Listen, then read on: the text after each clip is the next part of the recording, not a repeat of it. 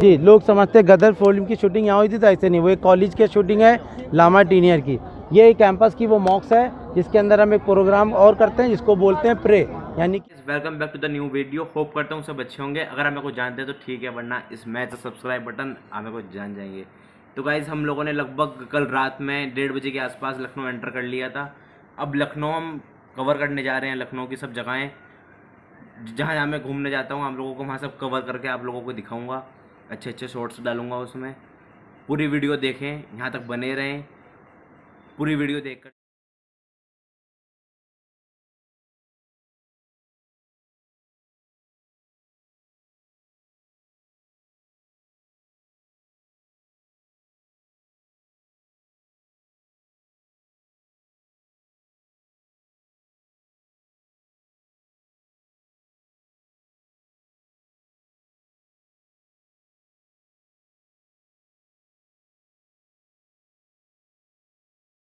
ये इसकी यहाँ पर एंट्री है। यहाँ पर हम एंट्री कर रहे हैं।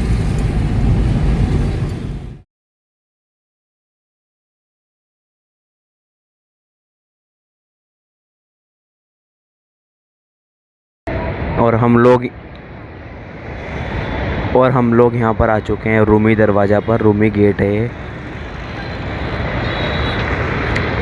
ये एक फेमस प्लेस है लखनऊ में घूमने के लिए। अगर कोई घूमने आ रहा है तो इस तरह करके यहाँ पर गेट है ये, और ऐसे करके यहाँ पे घूम सकते हैं। यहाँ पर आके काफ़ी अच्छी प्लेस है फ़ोटो क्लिक कराने के लिए। काफ़ी अच्छी फ़ोटो क्लिक्स होती हैं यहाँ पर। यहाँ पे परमानेंट टिकटॉक वीडियो, क्या टिकटॉक तो खैर बंद हो चुका है, इंस्टाग्राम की रील्स वगैरह, यूट्यूब के लिए छोटी मोटी वीडियोस शॉर्ट्स तैयार करते रहते हैं। वो बच्चे घूम रहे हैं यहाँ पर।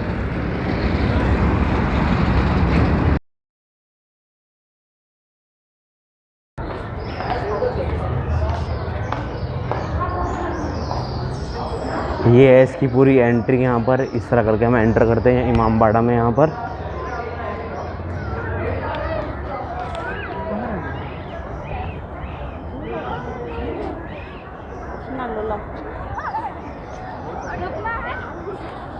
इसको क्या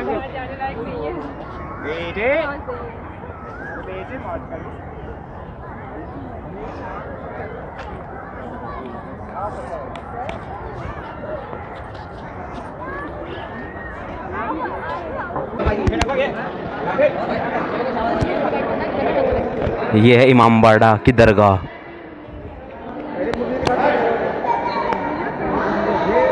काफ़ी अच्छी जगह है घूमने के लिए यहाँ पर।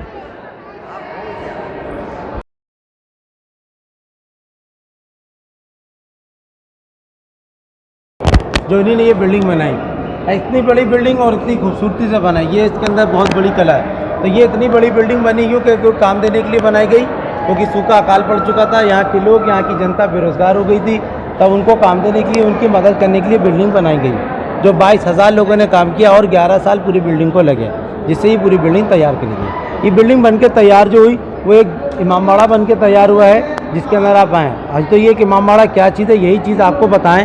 तो ये कि इमामबाड़ा एक दरगाह है, जिसको उर्दू में इमामबाड़ा कहता है। ये जो वर्ड है उर्दू, अगर हम हिंदी में बोलेंगे तो इमामबाड़ा का मीन्स होगा हिंदी में अवतार घर। तो जैसे हिंदी में एक होता है मंदिर, वैसे हिंदी में ये एक है अवतार का घर। जो ये भी एक पूजा की जगह है, जहाँ पे पूजा के प्रोग्राम होते हैं। आज भी एक धार्मिक प्लेस है जिसको उर्दू में दरगाह कहते हैं, क्योंकि ये एक मुस्लिम, एक मॉडर्न कास्ट का धार्मिक प्लेस है जी।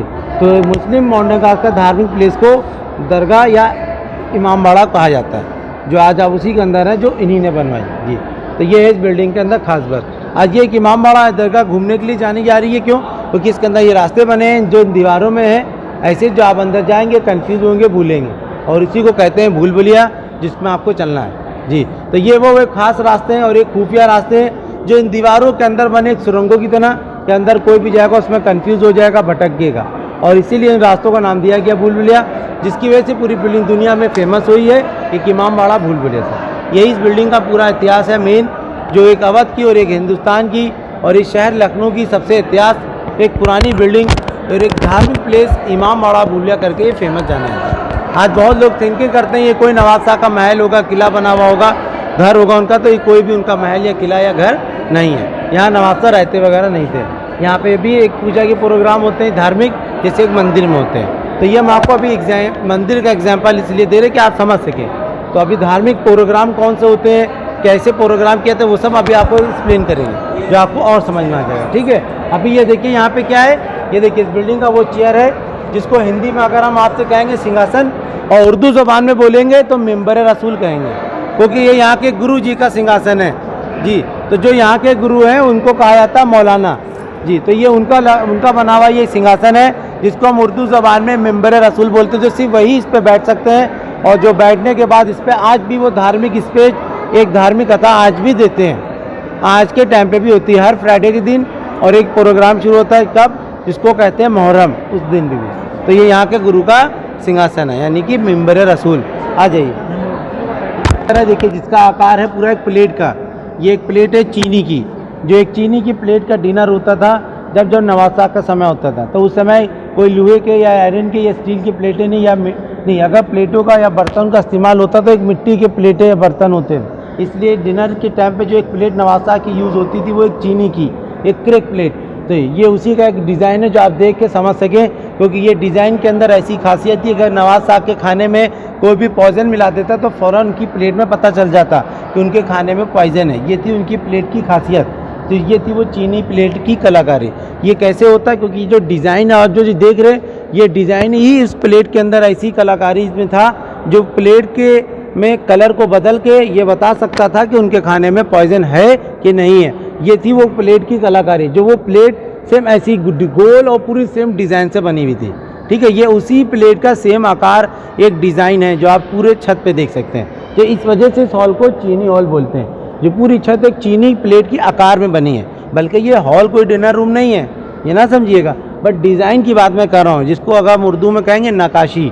ठीक है, और ये देखिए बिल्डिंग के अंदर विंडो, रोशनदान, एक झरोके, जो सब हवा के लिए हैं, वेंटिलेशन के लिए है, कि इनसे बिल्डिंग के अंदर कूलिंग का टेम्परेचर बना रहता है, इससे बिल्डिंग के अंदर गर्मी नहीं होती। इसी पर्पज़ से रास्ते डिवाइड करे गए, जो आज आप चलेंगे तो वो रास्ते कहाँ हैं, वो रास्ते इन सब वॉल के, इन दीवारों के अंदर हैं। 1024 जो पॉइंट से बने इस तरीके से, जो कंफ्यूज करेंगे, क्योंकि रास्ते जो डिवाइड हुए हैं वो सब विंडो के पास अटैच करे गए हैं। तो एक जगह पे जो 4 रास्ते आपको मिलेंगे वो आपको इसी विंडो के पास मिलेंगे, और उसमें एक होगा सही और 3 होंगे गलत। यही होगा वो पॉइंट एंड कन्फ्यूजिंग का, इसी को नाम दिया गया भूल भुलैया। मगर ये रास्ते ऐसे क्यों बने, तो इनको ऐसे रास्ते बनाने का मकसद, जो रीज़न था, वो वेंटिलेशन था, हवा को पास करना। क्योंकि बिल्डिंग की दीवारें 15 फीट मोटी हैं, जिसके अंदर 2.5 फीट से लेकर 7 फीट तक रास्ते डिवाइड किए हैं। ये एक बहुत बड़ा आर्च है जो वेट को डिस्ट्रीब्यूट करते हुए, हवा को, वेंटिलेशन को बनाते हुए ये पूरी बिल्डिंग बैलेंस पे तैयार करी गई है। इस बिल्डिंग के अंदर दूसरी खास बात ये है, क्योंकि पूरी बिल्डिंग विदाउट सपोर्ट बनी है, बिल्डिंग में कोई भी लोहे का या सीमेंट का इस्तेमाल नहीं है। ये एक अवध की दुनिया की वो खूबसूरती की सी बिल्डिंग है, एक जो पहली तैयार की गई है एक सिर्फ बैलेंस पे जी, जो एक विदाउट सपोर्ट एक खाने के मटेरियल से। तो खाने की क्या मटेरियल थी ये आपको आगे बताई जाएंगे। आ जाइए, आइए। यही बिल्डिंग का बहुत बड़ी आर्च कला है कि जिस पूरी बिल्डिंग का एक बैलेंस बना के, वहीं रुके रहिए आप, जो बैलेंस बना के पूरी बिल्डिंग रोकी गई। ये देखिए जो हॉल है उसकी ऊपर छत देखिए पूरी प्लेन बनी है, बैलेंस के साथ, पूरी विदाउट सपोर्ट है। अब सोचिए कितनी बड़ी रेंज है इसकी, और जो बिना सपोर्ट के छत रुकी है, छत के साथ जो छत की थिकनेस है वो कितनी मोटी होगी। ये है कलाकारी, कैसे इसका आर्च में बैलेंस बना है। कोई भी पिलर नहीं है, बिम नहीं है, कोई भी सपोर्ट नहीं, पूरी प्लेन छत बन के रुकी हुई है। ये है कलाकारी। उस समय ना कोई मशीनें थी, ना कोई टेक्नोलॉजी थी। ये बहुत बड़ी आर्ट कला है वाकई, माइंड, एक टैलेंट, जो पूरी बिल्डिंग का बैलेंस बनाया और उसके साथ जिस वो पूरी छत डाली वो बिना सपोर्ट के। देखिए इस हॉल की जो रेंज है वो 163 फीट लंबी है, 54 फीट चौड़ी है और 60 फीट की हाइट है। ठीक है, हॉल की छत का जो डिज़ाइन दिया गया वो एक चाय की ट्रे की तरह बनाया गया है जी। ये चाय का जो ट्रे का डिज़ाइन है, चाय का एक फारसी ट्रे डिज़ाइन है, इसको कहते हैं ईरानी जी। तो ईरानी को कहा जाता है फारसी, पर्शियन जी, क्योंकि इस बिल्डिंग के जो आर्किटेक्चर थे वो ईरान के ही थे, एक फारसी थे जी, जिन्होंने इस बिल्डिंग का मैप बनाया, नक्शा दिया, जिससे ही पूरी बिल्डिंग 11 साल में एक वाकई माइंड से, टैलेंट से, बिना सपोर्ट के तैयार हो। आज आप जिस हॉल के नीचे छत के खड़े हुए हैं, ये 14 फीट मोटी है। छत को थिकनेस फीट मोटा बनाया गया और उसको एक गुलाई के साथ एक बैलेंस पे बिना सपोर्ट के रोक दिया। ये है कलाकारी। इससे ये बिल्डिंग का हॉल आज भी एशिया में एक खूबसूरत विदाउट सपोर्ट जाना आता है, एक पर्शियन के नाम से, जिसके अंदर आज आप खड़े हुए हैं। ठीक है, आइए जी। आज आप उस बिल्डिंग के अंदर की जो सजावट को नहीं देख पाए, क्योंकि सब अंग्रेज अपने वक्त शासन में निकाल ले गए। देखिए पूरा डिज़ाइन देखिए ध्यान से, कौन सा ये डिज़ाइन दिया हुआ है। आप आ चुके हैं, आप जैसे कह रहे थे कुछ चीज़ें याद आ रही हैं जी। देखिए डिज़ाइन जो दिया है जिसमें ब्लैक पेंट किया गया है, तो ये डिज़ाइन देखिए ध्यान से, ये डिज़ाइन है डायमंड कटिंग का जी, जिसमें सब डायमंड हुआ करते थे जी। और ऊपर कुंडों जो आज खाली दिख रहे हैं आपको, इसमें सब जर्मनी के झूमर हुआ करते थे, और जो सब बेटे से निकाल लिया। अगर शायद आपको हमारी बात पे फिर भी यकीन ना हो तो हम आपको फिर प्रूफ देंगे। आप यहाँ से 1/2 किलोमीटर दूर छोटे इमामबाड़े जाएंगे, आज भी इसके अंदर वैसी सजावट है। जो जापान की, जर्मनी की और ईरानी सब झूमर एक बेल्जियम ग्लास के लगे हुए हैं, जो आज भी उस सामान की कोई कीमत नहीं है। अगर आज भी यहाँ की भी बिल्डिंग में वो सजावट होती तो उसकी भी कोई कीमत नहीं थी, मगर सब यहाँ की सजावट को ब्रिटिश ले गए, वहाँ की बिल्डिंग की सजावट को नहीं ले जा पाए, जिससे वो बिल्डिंग की सजावट सेफ रही, और आज वो बिल्डिंग के अंदर वैसी ही लगी है जी, छोटे इमामबाड़े में जी। तो वो बहुत खूबसूरत, बहुत कीमती है, जो यहाँ पे भी होती तो बहुत कीमती, मगर अफसोस ब्रिटिश ले गए। अगर आज आप उस समय एक चीज़ देखें तो ये बेल्जियम ग्लास देखेंगे, एक मिरर जो क्यों रखे गए थे, रिफ्लेक्शन करने के लिए, क्योंकि पहले लाइट तो थी नहीं। ये देखिए रखे हुए स्टैंड है कैंडल के, जो कैंडल के लगाने के बाद ये लाइट की रिफ्लेक्शन करते थे कि इनसे लाइट ज़्यादा हो गए, फोकस के लाइट बन सके, क्योंकि पहले लाइट नहीं थी। शाम होने के बाद बिल्डिंग का लाइट इस तरीके से की आती थी, तो कैंडल की लाइट रिफ्लेक्शन करने के बाद दुगनी हो जाती थी, और पूरे बिल्डिंग के अंदर यानी कि पूरी हॉल में बहुत अच्छे से लाइट बन जाती है। ठीक है, तो ये उस ज़माने के मिरर हैं, ये ग्लास हैं ओरिजिनल बेल्जियम ग्लास हैं, ये सब जो पुराने रखे हुए हैं आज भी जो लाइन से रखे दिख रहे हैं, ये देखिए। और देखिए दूसरी चीज़ इंपॉर्टेंट, ये देखिए आप अकेले होंगे जब इस चीज़ को पैक होके देखेंगे तो पुरानी जगह पे, तो आपके सीधे जाते माइंड में यही कॉमन बात है कि ये शायद या खुफिया रास्ते होंगे या सुरंग के रास्ते होंगे। नहीं, इनको इस तरीके, ये चीज़ इतनी सेफ क्यों की गई है, क्योंकि यहाँ पे 2 कब्र हैं जिनको हिंदी में समाधि बोलते हैं। पहली कब्र यहीं के नवाब साहब की है, और दूसरी कब्र उन्हीं की बेगम, उन्हीं की पत्नी की है। जो अब मैं नाम बता दूं, पहले नवाब साहब नवाब आसिफ-उद-दौला बहादुर जी, इन्हीं ने जो बिल्डिंग बनाई जी। इस अवध के 4 नवाब, चौथे नवाब आसिफ-उद-दौला बहादुर जब डेट हुई उनकी 1797 में, तब उनकी यही समाधि, उनकी कब्र को अंदर बेसमेंट में बनाया गया। उसके वक्त 4 साल गुजरे और फिर उनकी बेगम, उनकी पत्नी की डेट हुई, तो उनकी बेगम की भी कब्र को, उनकी समाधि को उन्हीं के पास बनाए गए। तो इसके अंदर वो कब्र 2 हैं, 2 समाधि जो नीचे अंदर बनाए के, और इसलिए उनको ऊपर से सेव करा गया इतना पैक के साथ कि कोई भी ऊपर ना जा पाए, लोग साइड से देख सकें। ठीक है, आ जाइए। देखिए अब बिल्डिंग के अंदर की और ख़ास चीज़ देखिए क्या है, ये सब अंदर देखिए, इनको ताज़िया बोलते हैं। ताज़िया मीन्स होता है याद को ताज़ा करना, जैसे इंग्लिश में एक मेमोरी। ठीक है, तो ये किसकी मेमोरी में है, किसकी याद में है, हज़रत इमाम हुसैन। हज़रत इमाम हुसैन कौन, हज़रत इमाम हुसैन प्रॉफिट मोहम्मद साहब के ग्रैंडसन, जो एक मुस्लिम मॉडर्न के बहुत बड़े अवतार, जिनका आज एक शोक मनाया जाता है जिसको बोलते हैं मुहर्रम। तो मुहर्रम मीन्स एक गम होता है, एक शोक, जो उनकी याद में मनाया जाता है। क्यों, क्योंकि उन्होंने बहुत बड़ी एक कुर्बानी दी एक कंट्री इराक में, जहाँ पे शहर था करबला जी। तो जहाँ पे वो फैमिली में अपने परिवार के साथ शहीद हुए, कुर्बान हुए, जो लगभग 72 लोग थे, जिसके आज वो कुर्बानी को याद करके एक वही मेमोरी में उनका शोक मनाते हैं, इसी को कहते हैं मुहर्रम। बाकी आप हर स्टेट में आपको 40 डेज तक मुहर्रम को दिखाई जाएगा, मगर ये एक वाहिद स्टेट, एक लखनऊ सिटी ऐसी है जहाँ पे 68 डेज तक ये प्रोग्राम होता है जी। तो ये एक बहुत बड़ा ये प्रोग्राम है।